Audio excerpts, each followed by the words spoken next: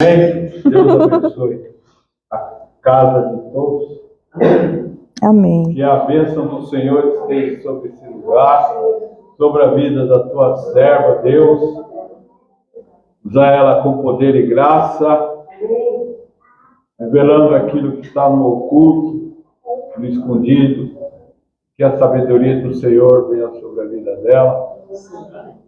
Em nome de Jesus. Que alegra o nosso coração. Amém. Amém. Ó, são 8 horas. Você tem até 0 horas para Dia que eu tiver nesse nível, tá bom, né? Dia que eu tiver nesse nível, tá bom. Eu sei que... Nível de Heloísa, né? Na verdade, o microfone não está ligado. Não, tá ligado. Pai Senhor, amados, amém? Eu ia fazer, né, a pregação na última quinta, mas o meu digníssimo ali, que era hoje, esqueceu que era ele, né?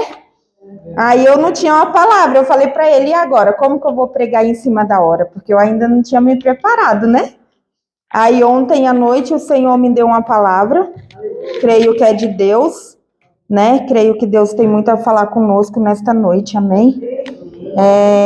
Essa palavra fala sobre a mulher do fluxo de sangue, é uma palavra muito conhecida, e na Bíblia você encontra ela em 3 capítulos, em Marcos, Mateus e Lucas, né? Marcos, Mateus e Lucas foram os 4 evangelistas, junto com João, né? Que propagaram o evangelho de Jesus, amém? E eu creio que o Senhor tem boas novas nas nossas vidas nesta noite, em nome de Jesus. Eu vou ler em Lucas, né? Basicamente, os 3 falam a mesma coisa, mas o que o Senhor tocou no meu coração está em Lucas 8, 43 ao 48. 43 ao 48. E vamos lá no 43. Fala assim: E estava ali certa mulher, que havia 12 anos sofrendo de hemorragia e gastara tudo o que tinha com os médicos, mas ninguém pudera curá-la. Amém? Nesse versículo aqui, irmãos, naquela época, uma mulher, quando ela estava nos períodos dela, né, de menstruação e tudo mais, ela era considerada impura. Então, ela não podia ter relações com o marido, onde ela sentasse, ninguém podia sentar, que aquilo era considerado impuro naquela época, né? E essa mulher, ela passou 12 anos assim. E eu me imagino o cenário dessa mulher, uma mulher 12 anos sendo considerada impura, no meio de pessoas que tinham leis, que valia-se muito a lei do homem naquela época, né? Então, assim, eu vejo ela sendo considerada excluída de todo mundo, onde ela chegasse, a Bíblia não fala, mas eu imagino dessa maneira que onde ela chegava, as pessoas se afastavam, porque quem ia querer ser contaminado por uma pessoa impura, né? Então, nesse versículo aqui, o que Deus toca no meu coração é que muitas vezes a gente se sente assim, né? Às vezes a gente peca, às vezes a gente erra, às vezes a carne da gente fala mais alto, e a gente às vezes é discriminado, porque o ser humano, infelizmente, o ser humano ele aponta, né? Nós humanos, a primeira coisa que a gente vai olhar é o que a gente está vendo por fora, é a capa. Então a gente vai apontar, a gente vai julgar, a gente vai criticar, a gente vai falar que aquele fulano errou, eu não quero andar com ele, aquele fulano pecou, o que ele está fazendo ali no púlpito, aquele fulano é isso. E muitas vezes a gente se deixa se levar por aquilo, né? E a gente vê casos de pessoas saindo da igreja, a gente vê casos de pessoas se afastando da palavra do Senhor por conta disso, né? Uma vez eu ouvi uma frase que falava assim: se você está na igreja por pessoas, é porque você nunca esteve lá por Jesus. E é verdade, né? Porque se a gente está na igreja pelo que as pessoas pensam da gente, a gente nunca esteve aqui por Deus. Porque Deus, ele é diferente. Será que você está indo atrás de Deus? Ou será que você está indo atrás da sua cura em pessoas? Será que você quer que Deus olhe para você ou você quer que as pessoas pensem bem de você? Né? Será que a gente realmente quer? Será que a gente está realmente aqui olhando para o alvo? Quem que é o alvo? Quem que é o centro? das nossas vidas, quando a gente vem para uma igreja ou quando a gente está em qualquer outro lugar, né? Aí, muitas vezes a gente se sente assim, né? Eu até um certo tempo atrás, quando teve a última ministração de dança aqui na igreja, eu estava me sentindo assim. Não sei por quê, mas a gente é carne, a gente, né? A gente às vezes... E eu estava se sentindo assim, eu falei, Senhor, mas Senhor, não, Deus, eu não sei, será que eu devo ir para a igreja, será que isso, será que aquilo, será o que pensam de mim? Naquele dia, naquela ministração de dança, eu acredito que não só eu, mas a presença de Deus estava muito forte naquele dia aqui na igreja. E eu fui curada naquele dia através da ministração de dança. Eu estava aqui dançando, mas eu fui curada, né? E daquele dia por diante eu falei assim para Deus, Senhor, eu não vou mais para a igreja para olhar para pessoas, eu não vou mais fazer para pessoas ver, eu vou fazer para ver o que o Senhor pensa de mim, o que o Senhor quer de mim, o que o Senhor vê de mim, o que o Senhor tem para mim. E daquele dia por diante eu fui curada. Eu tirei isso do meu coração de um jeito que eu olho, eu venho para a igreja, eu olho só para o que Jesus tem para falar para mim. Ó, é esse o foco, é esse o alvo. Eu nunca mais tinha falado em línguas e de lá por diante, no último culto, eu senti a presença do Espírito Santo, eu falei em línguas. Quem fala em línguas sabe que a coisa mais linda é você sentir a presença do Espírito Santo. Até isso eu não estava conseguindo mais, né? Porque quando a gente não olha para o alvo, a gente não consegue ser curado, não consegue ser liberto. Na realidade, a gente não consegue sentir Jesus da maneira que a gente tem que sentir, né? A gente vem, mas a gente não está aqui. É que nem ela falou, a gente vem, mas a gente fica dispersa, a gente... Ah, tem alguém gelada ali, vamos tomar água, vamos tomar um café que a pastora traz, vamos bater um papinho, mas a gente não está realmente prestando atenção no alvo, né?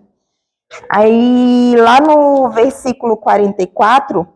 fala assim, ela chegou por trás dele, tocou na borda do seu manto e imediatamente cessou sua hemorragia.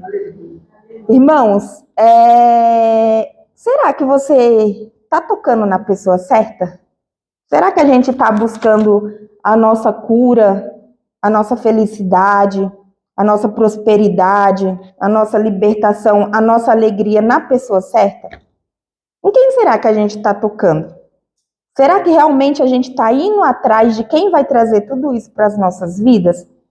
O Senhor falou isso ao meu coração, porque muitas vezes a gente coloca as nossas esperanças no homem, em carros e cavalos, que nem fala a palavra do Senhor. E onde que está a nossa fé? Né? Essa mulher, ela passou 12 anos com hemorragia. 12 anos. E ela gastou tudo que ela tinha. A Bíblia vai falar lá em Marcos, que fala também, em Mateus também. Cada um fala mais um pouquinho, que ela gastou tudo que ela tinha com remédios, ela gastou tudo que ela tinha. Mas era ali que estava a cura dela? Não era. A cura dela, eu creio que estava em conhecer Jesus. A gente fala assim, eu conheço Jesus, mas será que a gente conhece Jesus mesmo? Porque você conhecer Jesus de ouvir falar é uma coisa, agora você conhecer Jesus de você tocar na orla dele é outra coisa. Eu posso falar isso para vocês com toda a convicção. Eu não nasci em berço evangélico, né? Eu nasci em berço católico. Então, eu fui batizada lá, bebezinha. Fiz catequese ainda, mas nunca fiz lá a primeira comunhão. Nunca cheguei a fazer, né? Eu era meio rebelde. Minha mãe mandava eu ir para catequese. Eu ia quando eu queria e acabou que eu não fiz. Aí, ficou por isso mesmo. Mas eu tinha, assim, uma fé lá nos santos, assim... Quando o Ailson se acidentou de moto, a gente não era convertido. E na minha cabeça, quem ia curar ele era a Aparecida. A gente vivia lá no santuário da Aparecida, né? Até hoje eu tenho cicatriz no meu joelho. Eu fiz uma promessa, eu saí de joelho naquela ponte todinha lá até o final. Eu cheguei lá no final com o meu joelho todo esfolado. Porque a minha convicção estava que não ia acontecer nada com ele por causa da promessa que eu tinha feito, o sacrifício que eu tinha feito para os santos, né? Mas eu acredito que não é esse tipo de sacrifício que o Senhor quer que a gente faça, né? Conhecer Jesus não é isso. E teve uma época da minha vida que, eu não sei se vocês conhecem a minha história, mas tem um testemunho que vem, né, de coisa que impactou minha vida há muito tempo. Eu nunca conheci meu pai. Minha mãe veio para São Paulo, eu tinha 6 meses, me deixou lá com a minha avó, com meu avô, eles que me criaram. E quem eu conheci como pai e mãe foi minha avó e meu avô. Meu pai verdadeiro de sangue eu nunca conheci. Minha mãe eu tenho contato até hoje, vou na casa dela, ela vai na minha casa. E eu tinha um negócio de rejeição comigo, né? De ser rejeitada, de ter sido abandonada e tudo mais. E quando eu casei com o Ailson, eu me apeguei a ele como se ele fosse fazer o substituto do meu pai, né? Não, ele é o papel do meu pai, eu vou me apegar, vou. E eu me apeguei. E naquele meio daquelas contendas, que a gente casou muito cedo, eu tinha 14 anos, ele tinha 20, era? 20. E a gente no mundão, e bebia, e brigava muito, e pau de guerra, e não sei o que lá. Teve uma época da minha vida que eu entrei numa depressão. Aí quem me levou num psiquiatra e tudo foi minha tia. Passei 6 meses tomando remédio de tarja preta. E quando o diabo ele coloca a gente numa depressão, ele coloca pra gente dormir mesmo, né? Paralisar, porque eu saía na rua, eu via as pessoas olhando para mim, eu achava que o povo queria me matar. Eu falava sozinha, mas eu não percebia que eu estava falando sozinha, né? Tinha alguém falando comigo que eu não sabia o que era. E eu fiquei assim por 6 meses da minha vida. E quando, naquela época, eu não conhecia Jesus de verdade, eu ouvia falar. Então, eu vou orar para quem, né? Ah, não, vou lá na igreja católica, vou lá rezar, né? Vou lá ler lá o negócio que eles colocam lá, que eu não lembro mais o nome, e tá tudo certo. Então tá tudo certo, vou clamar lá para os santos vai me responder e eu vou ser curada, na minha convicção, né? Jesus vai me curar de algum jeito, mas enfim. E quando foi esses tempos atrás, acho que ano passado, na empresa, nossa, estava uma turbulência, um pé de guerra dentro da empresa, e uma turbulência, e eu tive uma crise de ansiedade, desmaiei, fui parar no hospital. O médico lá me deu lá um calmante e, enfim, melhorou. Daquele dia ali eu olhei para o Senhor, eu orei, eu clamei, eu falei assim, Deus, naquela época eu não te conhecia, mas hoje eu conheço. Então eu não aceito isso na minha vida de maneira nenhuma mais. Eu entrar numa depressão, o diabo querer colocar um espírito de ansiedade na minha vida, eu não aceito isso. Eu creio que não é isso que o Senhor tem para minha vida. Porque teve uma época da minha vida que eu tive, eu aceitei, porque eu não conheci o Jesus que eu conheço hoje. Hoje eu conheço um Jesus de tocar. Naquela época eu conheci um Jesus de ouvir falar, né? E daquele dia por diante, irmãos, eu não senti mais nada, graças a Deus. Não... E acontece turbulência, e o teto cai, e funcionário falta, e não sei o que lá. E eu, glória a Deus, Senhor, vai lá e resolve por mim. Tira um e traz outro melhor. Ah, o financeiro está embananado, a demanda caiu, Deus vai prover. E assim tem sido na minha vida. Então, assim, todas as vezes que eu tenho dificuldade, hoje eu olho para o alvo, né? Para o manto realmente do Senhor, que eu sei que é ali que eu vou conseguir tudo que eu preciso, é Ele que vai fazer por mim tudo que precisa ser feito. E eu creio que foi isso que essa mulher entendeu quando ela foi lá e ela tocou no manto do Senhor e a hemorragia dela foi cessada. Eu acredito que essa mulher, ela ouvia falar de Jesus. E naquele momento ela conheceu Jesus de poder tocar nele de verdade, né? E lá no 45 fala assim, que Jesus falou para os seus discípulos, mas quem tocou em mim? Perguntou Jesus. Aí, como todos negaram, Pedro disse, mestre, a multidão se aglomera e te comprime.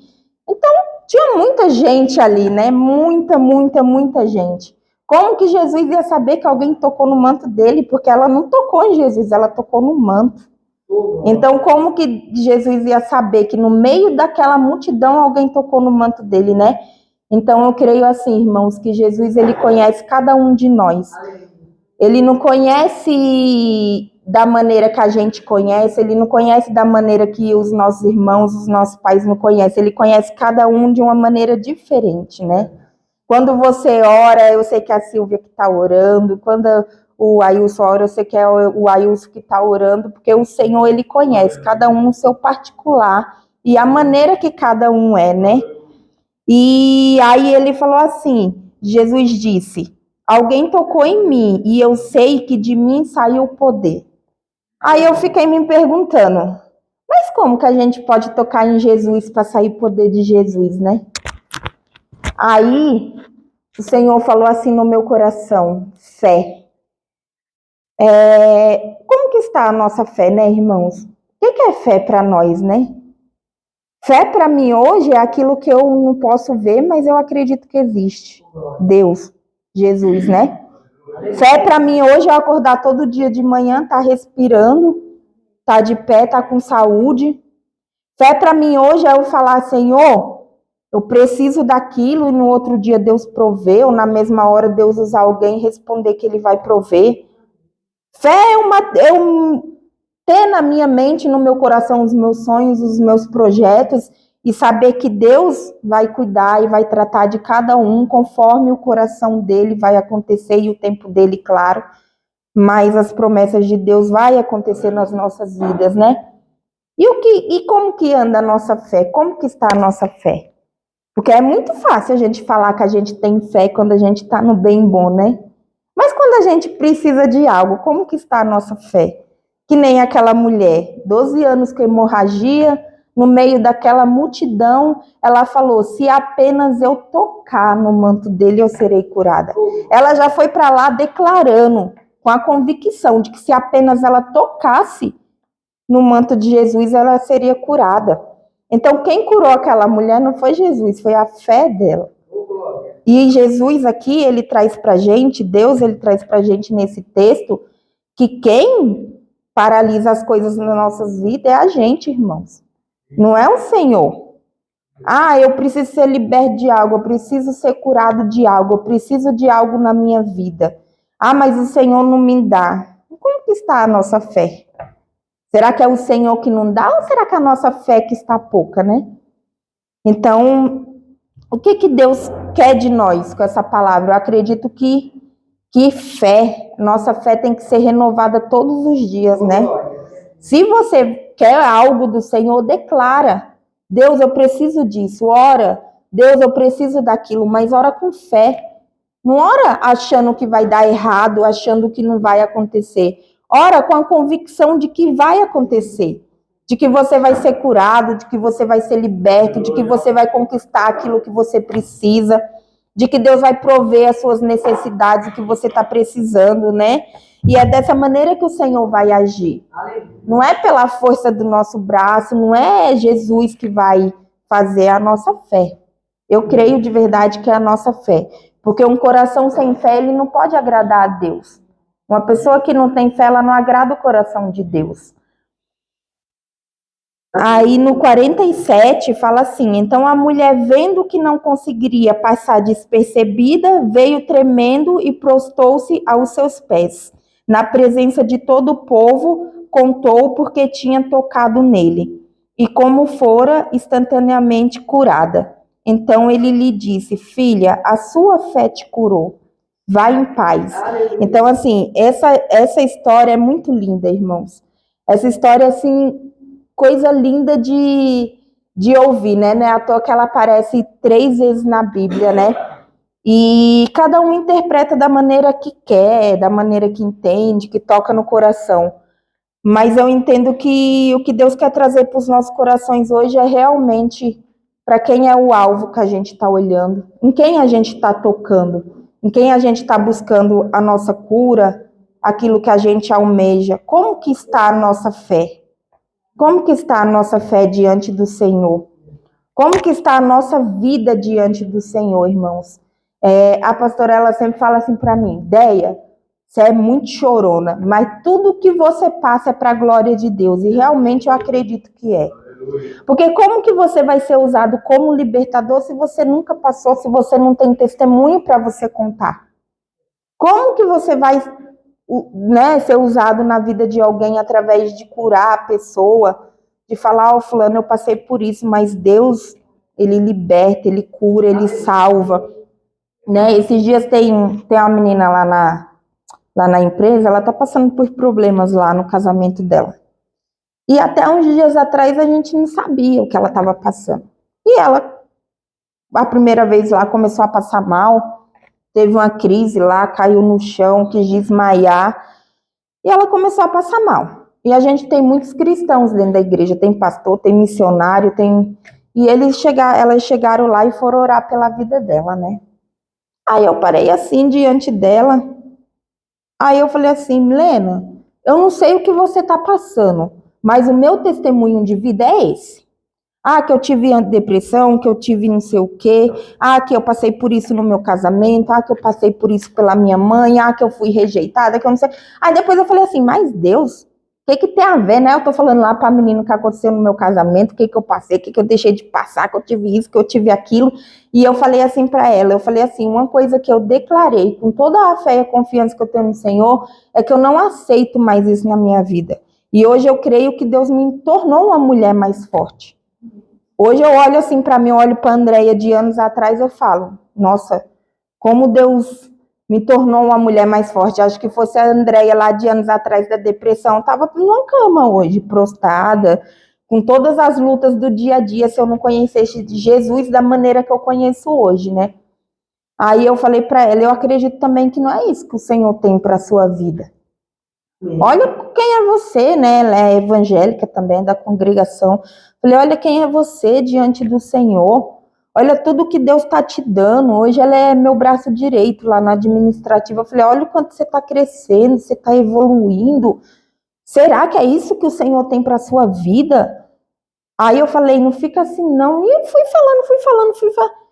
Aí depois de uns dias, a gente descobriu, né, lá algo que o marido dela tinha traído lá ela e tudo, saiu de casa e tudo, mas Deus já tinha acalmado o coração dela, tinha usado a minha vida, tinha usado uma palavra na igreja e ela já, lógico que a pessoa leva um choque, mas depois a pessoa entende a vontade do Senhor, né? Amém. E ela falou assim para mim no outro dia, eu falei, ela falou assim, Deia, ele foi embora, mas eu senti que ele se arrependeu. Eu acho que Deus quer tratar com ele no particular, como Deus já tinha falado comigo.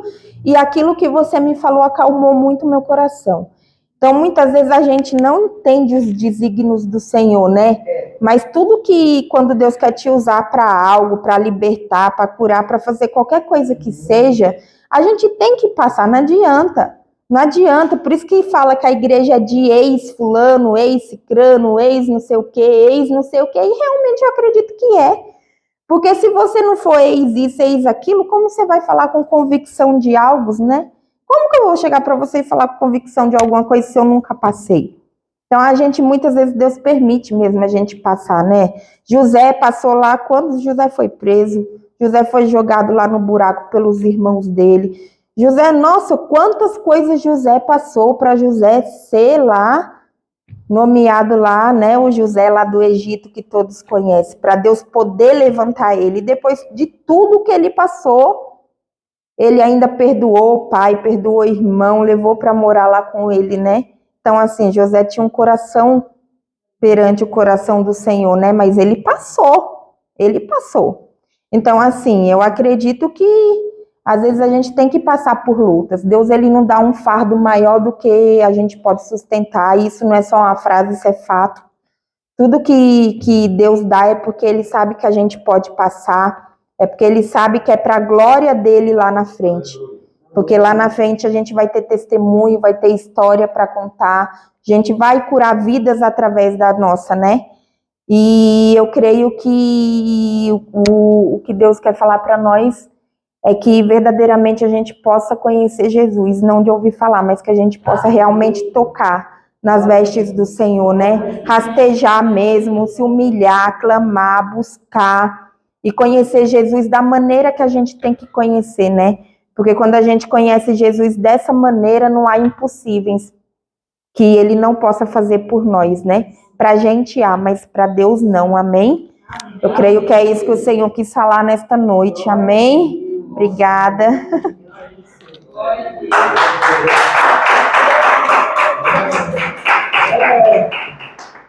Vai, filho.